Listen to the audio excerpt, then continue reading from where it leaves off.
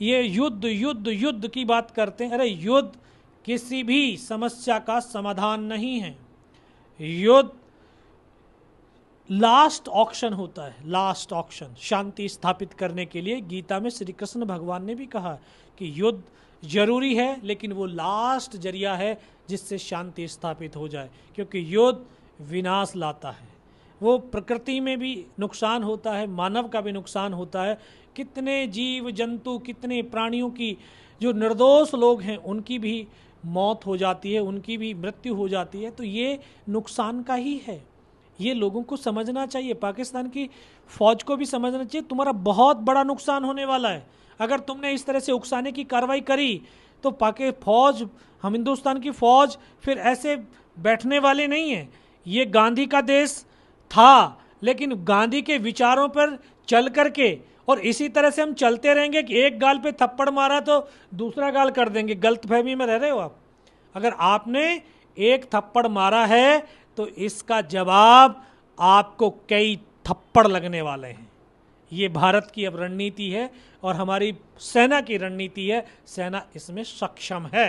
नाम पूछ करके गोली मारने की जो इन्होंने एक योजना बनाई टेररिस्टों के द्वारा, तो ये इसमें अपने जाल में खुद घिर गया है और इसको भी पता है कि गलती हमने की है, इसलिए ये बौखला गए। वो सीज फायर का उल्लंघन तो लगातार कर रहे हैं, क्योंकि उनको ये खतरा है कि भारतीय सेना टेररिस्टों का, उनको तो जहन्नम पहुंचाने का जो है निर्णय भारत सरकार ने ले लिया है और फौज ने भी ले लिया है। उनको तो जहन्नम पहुंचाना ही है। तो वो अपने बचाव के लिए, अपनी चौकसी बढ़ाने के लिए तो वो लगातार इस तरह से फायर कर रहे हैं ताकि वो एग्रेसिव बने रहें। ये जो भारत की जो कूटनीति है, ये कहीं ना कहीं काम आ रही है ना।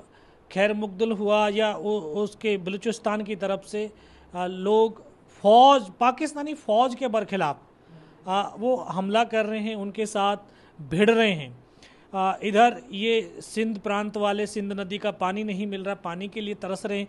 तो ये पूरा का पूरा जो एक घटनाक्रम चल रहा है, इसमें पूरा पाकिस्तान घिरता हुआ नज़र आ रहा है। पाकिस्तान की गवर्नमेंट नज़र आ रही है घिरती हुई, और पाकिस्तान की फ़ौज जो ये आतंकवाद को पालती है वो भी कहीं ना कहीं घिर गई है।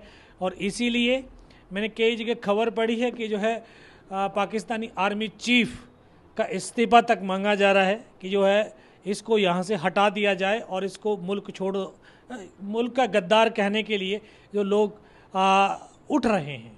पाकिस्तान की फ़ौज का जो जवान है वो, उसका तो मनोबल डाउन है, क्योंकि उनको मालूम है कि 1999 में जब कारगिल का युद्ध हुआ, पाकिस्तान की फ़ौज वहाँ पर युद्ध लड़ रही थी, लेकिन पाकिस्तान का चीफ उनको टेररिस्ट बता करके उनकी बॉडियों को वहीं फेंक करके चला गया। उनके घरों तक उनकी बॉडी तक नहीं गई। उन्होंने 25 साल तक ये कबूल नहीं किया कि ये हमारी फ़ौज थी कारगिल के अंदर। 25 साल के बाद अभी जो तत्कालीन इनके सेनाध्यक्ष हैं, इन्होंने 2024 में कबूल किया कि कारगिल के अंदर जो युद्ध लड़ रहे थे वो हमारी पाकिस्तानी आर्मी थी।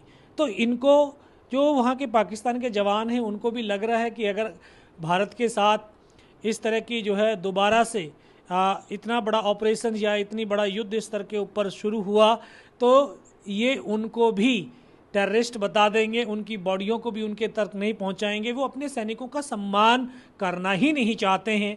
और तो जब एक सैनिक को सम्मान चाहिए और वो सम्मान पाकिस्तान की फ़ौज, पाकिस्तान की सरकार देना नहीं चाहती, तो पाकिस्तान के जवानों का मनोबल डाउन होना लाजमी है। तो इसीलिए ये विवश हो रहे हैं कि जो भूतपूर्व सैनिकों को वापस फ़ौज में भर्ती किया जाए। और तो आपको पता है कि भूतपूर्व सैनिक जो ट्रेंड नहीं है और जो नौकरी छोड़ चला है और सिविल माहौल में आ गया है, तो वो एकदम से फ़ौजी माहौल में नहीं आ सकता, और ज़्यादा कमज़ोर हो जाएगी पाकिस्तान की फ़ौज।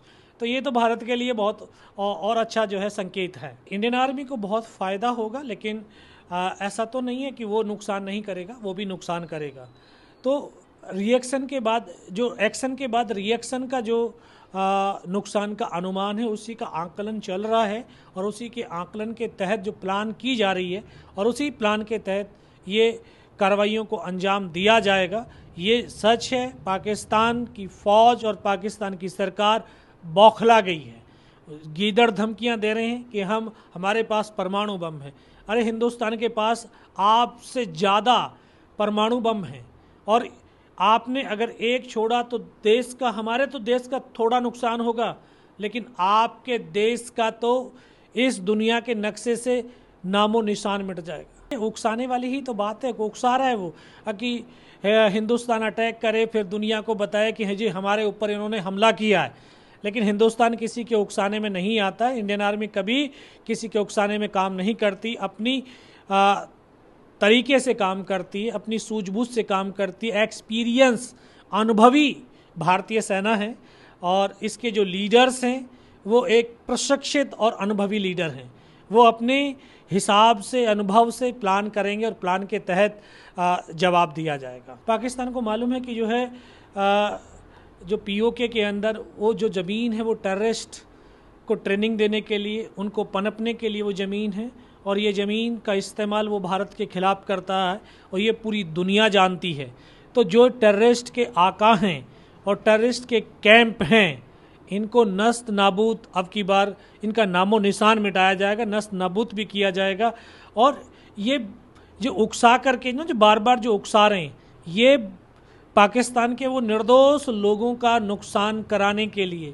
तो ये पाकिस्तान की जो एक सिविल आवाम है उसको भी समझना चाहिए कि जिस तरह से पाकिस्तान की आर्मी हिंदुस्तान को उकसाने के लिए कार्रवाई कर रही है, अगर हिंदुस्तान ने जब कार्रवाई शुरू की तो एक सिविलियन या आम नागरिक को भी उसका खामियाजा भुगतना पड़ेगा। वैसे ही पाकिस्तान की आवाम के पास खाने के पीने के लाले पड़े हुए हैं, उनके रहने के लिए घर नहीं है, तो उनकी स्थिति किस तरह से होगी। ये अपनी आवाम को संभालने, और आवाम से मैं ये कह रहा हूँ कि जो है अपने इस सरकार को सद्बुद्धि करवाएं कि वो इस तरह की उकसावा ना करें, क्योंकि हिंदुस्तान शेर है, इसको सोते को जगाओ मत। अगर ये जगा तो फिर पाकिस्तान की खैर नहीं है।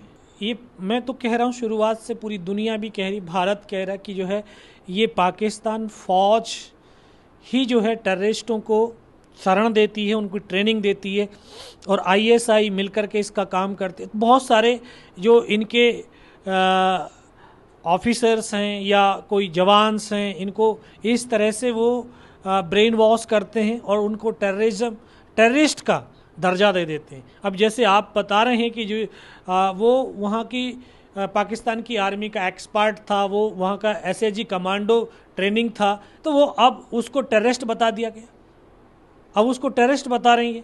तो इनका कहीं पर भी कोई ईमान है, कहीं पर भी कोई अपने स्टैंड पर ये अडिग हैं नहीं ना।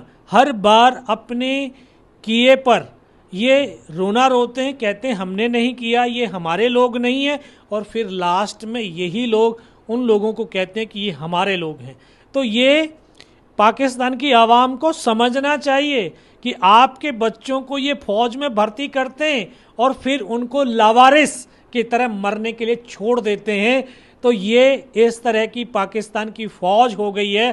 तो इसीलिए पाकिस्तान की आवाम इस पाकिस्तान की सेना के जनरल का और पाकिस्तान की सरकार का खुल कर के विरोध करे, ताकि वो आप अपनी लाइफ को बचा लें। नहीं तो ये इस तरह की जो कार्रवाई कर रहे हैं, आपका भी बचना मुमकिन नहीं है। चाइना जो है पाकिस्तान के सपोर्ट में है और पाकिस्तान को युद्ध के लिए उकसा भी रहा। क्यों उकसा रहा? क्योंकि उसने हथियार बेचने, उसने अपना नेशन बेचना है। तो वो तो यहाँ एक बहुत बड़ा ये बिजनेस का व्यापार ढूंढ रहा है पाकिस्तान में कि हिंदुस्तान से वो लड़ता रहेगा, हम नेशन और हथियार इक्विपमेंट सप्लाई करते रहेंगे, उनका बिकता रहेगा, और इस तरह से पाकिस्तान को पूरा कर्ज में डुबो देंगे। हर एक व्यक्ति वहाँ का कर्ज में डूब जाएगा। और इस तरह यही तो रणनीतियाँ हैं, लोग पहचानते नहीं हैं।